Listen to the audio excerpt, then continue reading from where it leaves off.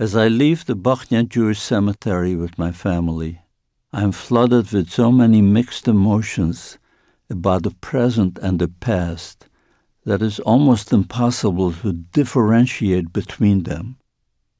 Gazing at the shiny faces of my daughters and their children, so eager to know about their family's past, I see reflections of my parents and siblings, and I wonder, where can I begin to tell the story of my life?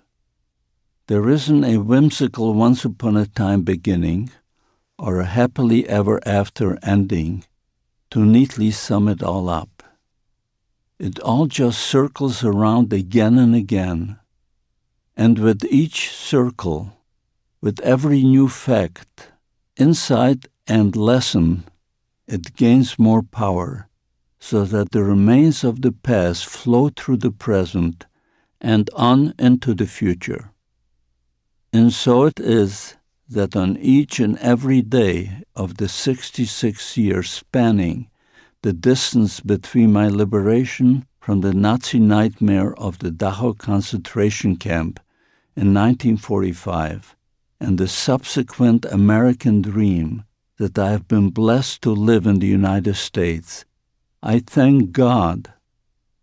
At the same time, as a Holocaust survivor, not a single day of those years has gone by without my soul being thrust back into that nightmare.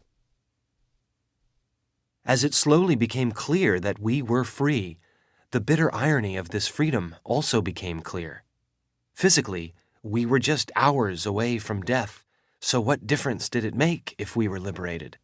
To the degree that we could feel anything, of course there was joy that the killing and torture would stop. But since we weren't capable of coherent thought, much less taking care of ourselves, even if we did somehow manage to live another day, what would that mean?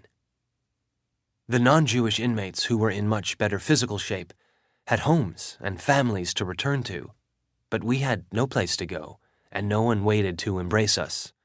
We walking skeletons were suddenly left to fend for ourselves. Many who were too weak to survive this surreal moment of liberation died as they pitifully crawled through the dirt to welcome the horrified Americans. What kind of future lay ahead for any of us who managed to survive? Even if we somehow regained our physical health, could we ever regain our stolen humanity?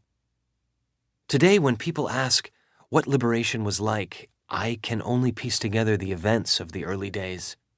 Before I lost consciousness for 3 months, I remember thinking that a Polish Jesuit priest was carrying me on his shoulders to a medical area. At that point, and in my condition, this made about as much sense to me as anything else that had happened since September 1st, 1939. Much to my surprise, however, I later learned that this priest was not a hallucination. He was real. He had joined a group of French doctors and nurses who had come to set up a field hospital in tents in the yard. He'd carried me as if I were a 65-pound bag of bones, which is exactly what I was. He tried to comfort me by talking softly and asked me my name. I'd managed to whisper, "Benik." Then he said something to me that I'll never forget. "Benik, remember to be proud of your religion. From the way your people have suffered, you've paid such a high price for being Jewish. Don't ever abandon your noble religion."